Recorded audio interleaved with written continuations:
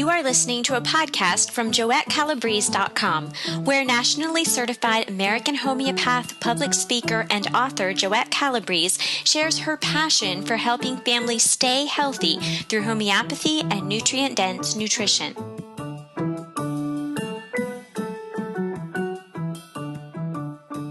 This is Jendi, and I'm back again with Joette Calabrese, and I am looking forward to learning more on the subject of what to expect after using a homeopathic remedy.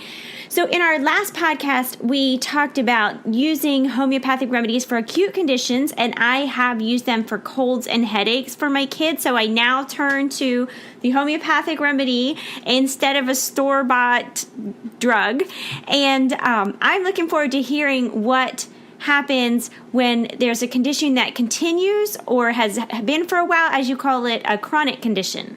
Yes. So last week in part 1, we covered the kind of results we would look for when using homeopathy to address acute situations, such as fever, like you said, otitis media, sore throats, headaches, bee stings, things like that.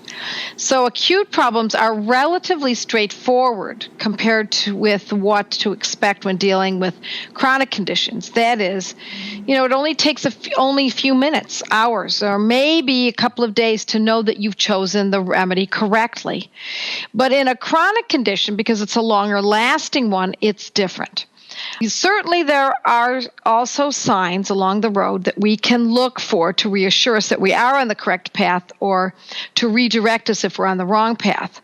So here's the first one. When addressing a chronic illness, the length of time that we need to stick with the protocol is generally about a month to 2 months. So that gives us information in and of itself. That tells us that it is a matter of pacing. Think of it this way. Allegro is the acute pace, and adagio is the chronic pace. So we don't expect something that's a chronic illness that's been going on for many years or decades, sometimes months, but more often it's years or decades, to completely clear up overnight like we would a headache that just started 3 hours ago. So in general, it's usually best to observe a chronic protocol for over that 2-month period of time before there's an assessment. And to give you an idea of what this means, for a 4-year-old, I'd expect sleep to be reestablished within a few weeks. Whereas someone who's older, it might take a lot longer for it to be reestablished. Someone who's had insomnia for, say, 5 years, it might take many weeks. So it would be a couple of months. Mind you, these are examples of what might occur, so don't hold these degrees of length of time to specific scrutiny. I'm kind of giving you an overview. So it can take time, perhaps months, but it is a march in the direction of wholeness, and we have to remember that along the way, that we're looking for improvement, prompting you to continue with your remedies in the same fashion.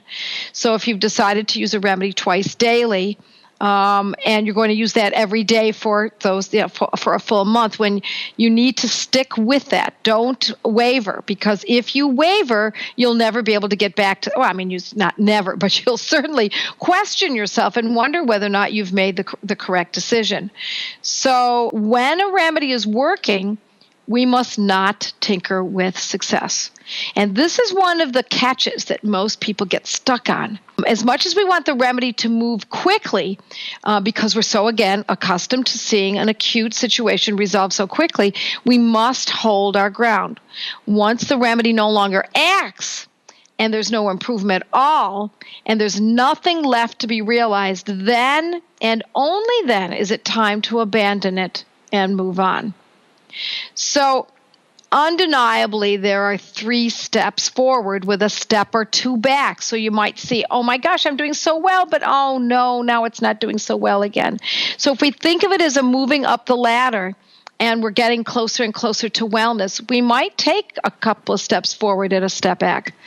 But we're looking for greater and greater strides over this time that holds the vital evidence. And what I mean by that is, if this information is not realized simply because the information wasn't logged properly and referred to with accuracy, it will toss the prescriber and the sufferer about like a schooner without a rudder. So what I mean by that is you need to keep really careful notes when it comes to a chronic illness. And even acutes for that matter. how do you keep track of all of this? And I know you said write it down.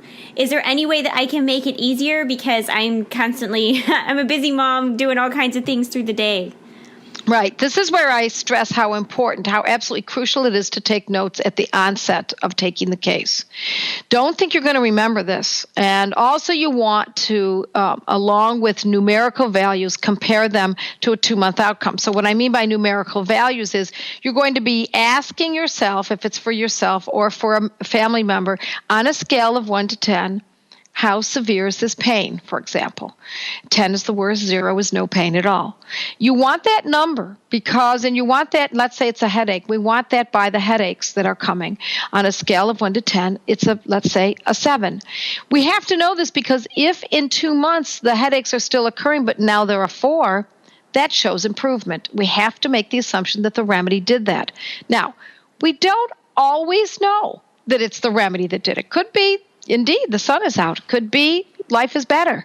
But life does that. It has its ebbs and flows, and this is the only constant is the remedy. So we at least have to consider that as our baseline. And always be open to the possibility it could have been something else. But since we have no way of holding life to a constant, it's all we've got. So I want to remind folks that we're prone to that forgetfulness and inaccuracy especially when it comes to illness. This is particularly so when dealing with the suffering of loved ones. You know, if your child is suffering and they say, oh, I got another headache. Mom, it's another headache. You can't help but say, okay, well, I guess the remedy's not working. When really you're not, you have to go back to your records. So when we have clear proof in the form of our notes showing us that, yes, things are getting better, not only does it let us know that we're on the right track and that we should stick with it, but it reignites our hope, of course, for the future of it being resolved completely. Hence, when taking notes for the case, the questions to ask and then compare every 2 months need to include, again, on a scale of 1 to 10, what is the intensity of the symptom? Number 2, how often do the symptoms occur? And how long do they last? But remember, don't force this to fit. In other words, be honest with yourself. If you blew it, own up to it. We don't want to pretend that the remedy worked when it didn't. We really want real science here. We want this as close as we possibly can to the truth. So don't encourage the person or yourself to believe that they are better if they're not. And sometimes if it's a kid and they're in the middle of vomiting or diarrhea and I've given them the remedy, but you want them to feel better right away, and you think that there should be more that you should do, right? Right. And the hardest part of being a mother/homeopath, is the pressures that arise by simply being available to the person, to your child. Just by being there, they entreat you. This is where being a mother and holding their head, giving them a hot water bottle, encouraging them with gentle words can make the difference until the remedy kicks in. Now, again, what we're talking about here is is closer to an acute problem. I just talked to someone who said her mother used to distribute cuddles instead of drugs, and it's a great way to look at it. If someone is vomiting relentlessly, let's go back to an acute for a second. If they're vomiting relentlessly and they want they want you to give more remedies or a different remedy because it hasn't stopped even though you've just administered it, you want to hold firm to it and say, give it a chance to work. We have to give it a chance. So speaking of relentless vomiting, I always like to give a remedy if I can in these podcasts and little information that you can kind of tuck away. My 2 top remedies for horrible vomiting, the first is arsenicum album 30, and the second one is veratrum album 30 every hour or so. And you use only one, you choose one and stick with it. So these are good ones. They're worthy of writing down. So it's arsenicum album 30 or veratrum album 30. They're not the only ones, but they're some of my 2 top favorites for horrible vomiting. And those are for acute symptoms, but if it's chronic, then we have to be patient even longer, right? That's right. You have to stick to your guns, unless, of course, the person is worse. You know, we need to give it a few weeks at least, but when someone you love is entreating you that it's awfully difficult to stay firm, but firm you must be. So I urge listeners tonight or today to be sure to read my corresponding article to this podcast called What to Expect When Using Homeopathy Part 2 for further details. There's a little bit more information and little areas that I've gone off on tangents here and that I didn't in that article. The problem is that expectations are sometimes unrealistic. Some who are familiar with homeopathy's swift results in acute condition expect the same for the chronic, and I can't emphasize this enough. So here's another common occurrence after administering the medicine to a loved one. Folks often don't take full notice of the degree of their improvement. So when someone is suffering, they're saying, I'm vomiting, I'm still vomiting. Because the reason for this is that we want to get better so much that we entreat those who we believe are in power over us, our mothers or our wives or whoever it might be, to do something sooner. So I'll give you an example. I used the example of my cousin Maria in my article. She was suffering from anxiety and insomnia and some hot flashes for approximately 10 years. So of course this was a chronic issue. And when asked to give me a number as to how severe she'd rate her insomnia now after having had the remedies for a couple of months on a scale of 0 to 10, with 10 being horrible, referring to my notes because I asked her the same question 2 months earlier, she responded, oh, it's about a 4, and I was hoping it would be gone by now because I'll be in a play next week. So her expectation was based on the fact that she needed to be in a play. Now, it's up to me as the homeopath to note that she had said it was a 10 before. Now it's 4. We've got a 60% improvement. So my notes, and I might not remember this readily, so that's why I have my notes, revealed that she rated it as a 10 last time. And when I ask her how often she's sleepless, she reports that she's able to fall asleep most nights now, with the exception of the night before the dress rehearsals. And I'm thinking that's great. She's thinking, however, no, you don't understand. It's before the dress rehearsal. But when someone is sleeping consistently after complaining that insomnia was one of the biggest issues, and there is a night or two without restful sleep, then we have to be satisfied with that. We can't expect necessarily perfection. And so her anxiety, when I asked her about that, she said, oh, I forgot about that. I guess I haven't had any since the first week of using the remedies. So it's easy to forget, you see, when you've taken these remedies, that this is how we used to suffer. This is how I used to suffer, and compare it to how you feel now. So my job is to put things into perspective, just as it's the mother homeopath's job to put it in perspective, remembering that we might have to face that things are indeed not improved. And remember, we're not going to guide them to lead us to believe that things are better when they're not. And we don't tell them what it was last time until after they've given us all this information so that we can compare. Because we may have to go back to the drawing board. We may have chosen the wrong remedies. There's no doubt about it. And we have to be honest. And I'll be talking more about that actually next week when we've chosen the wrong remedy and what to do about that. So there's no doubt that folks are impatient to feel well. So dates or goals are set as though gaining health is like a financial goal, but the nature of the human body simply doesn't work that way. And if it's clear that Maria has improved, I have to point that out to her. That's my job. And my aim is to uproot the problem, not mask it with drugs or supplements or with synthetic vitamins. We all know all about that. And in the way we're doing this, even if we take 2 steps forward and a half step back, the goal is we're going for the gold. Hence our standards are solid, and they may take a little longer to achieve. But meanwhile, we can at least enjoy knowing that improvement has been shown and there's more to come. So we need to not be an average person in our microwave society that wants everything fast. We need to learn that slow and steady is sometimes the only way to achieve genuine health, right? That's right. And having said this, interestingly, there are plenty of others who report to me that they're very much improved after 2 months of taking the remedies. So, and once you see that happening in your family and your neighbors and your relatives and friends, you gain a little bit more confidence, and the anxiety is melted away, and you can start saying, okay, I'm really getting this. So it's the job of the homeopath to assess the problem, choose the remedy and its application, keep high quality notes and gently remind the sufferer how things have improved if they have, and tell them that you'll make the adjustments if they have not.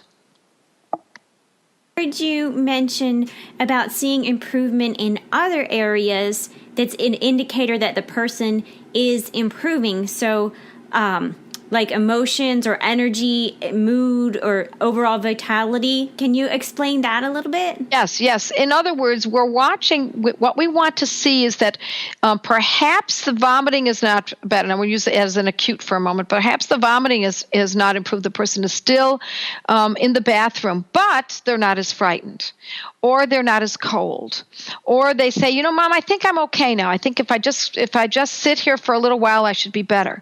When it's a chronic problem, they might still have that insomnia, but it doesn't seem to bother them as much. So they may need there's maybe fewer emotional discords.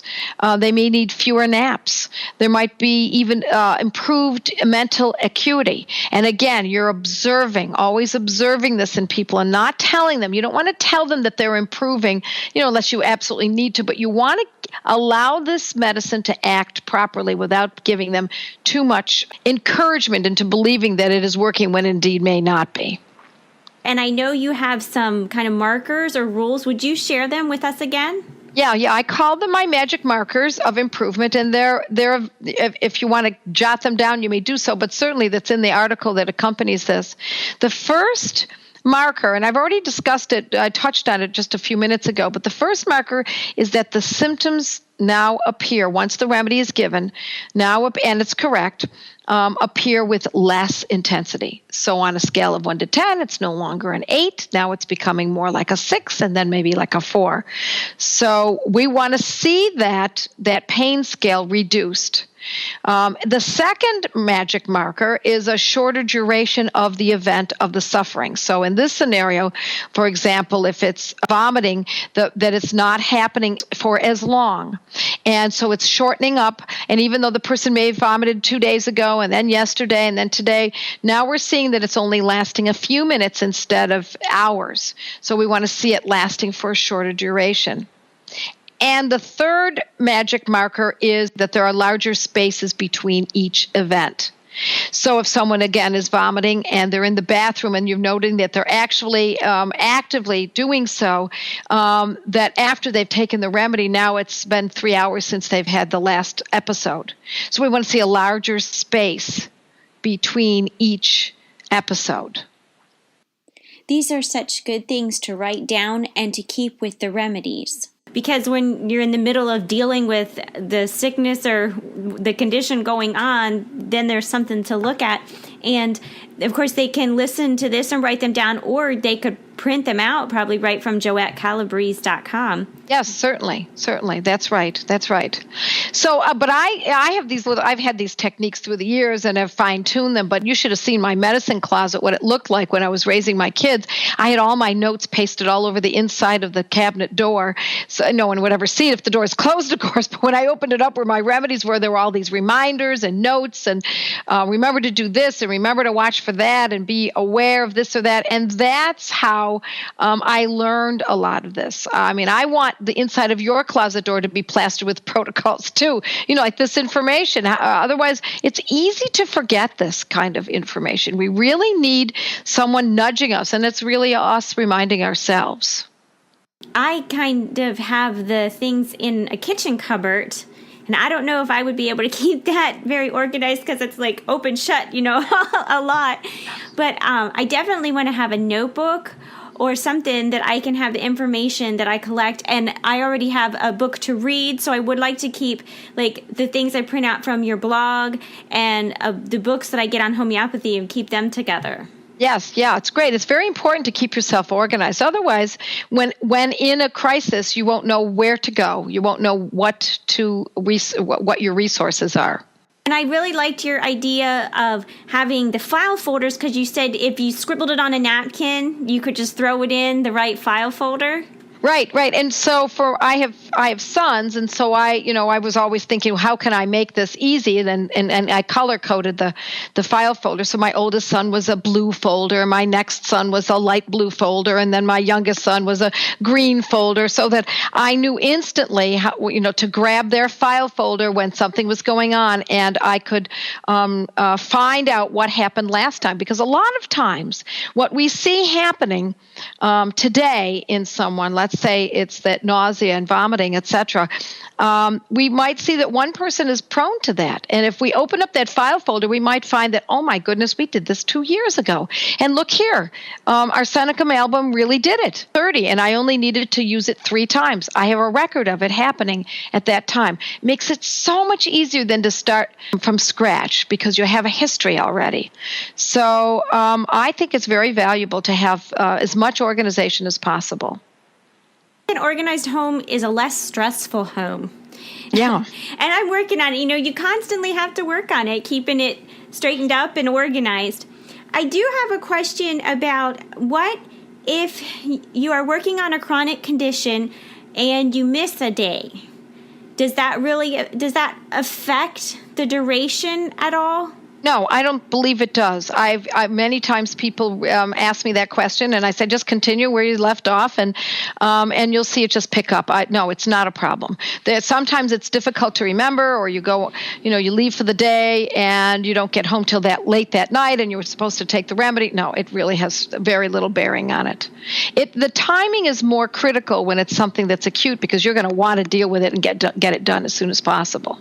The next thing that I'm wondering about is what happens if I choose the wrong remedy. So will we talk about that soon? Yes. I wish we had more time today to do that, but it really is another subject in and of itself. So yeah, we're going to cover that in our next meeting. All right. So I am looking forward to hearing part 3 in our next podcast. Do you have any parting words for us today? Yes, but I always want to tell moms that this is a great place to be ambitious. We can be ambitious mothers, we can be ambitious grandmothers, and you want to find like minds. You want to find other moms and grandmothers who are also ambitious in treating and taking care of themselves and their families. And they can be found everywhere. You can find them in your church, in your synagogue, in your homeschool group, in your local PTA. They're everywhere. So I urge you to find like minds. If you don't find them readily, just go to my blog, hang out there. There are lots of people there, a lot of mothers, families there who are and I believe my blog is brimming with motivated mothers. Just read their responses to some of these blogs. They share their successes and failures after having taken classes or if they've only just been reading the blogs. So find like minds. This is the way you will accelerate your understanding of this and encourage your life forward in this way. Procure those friendships.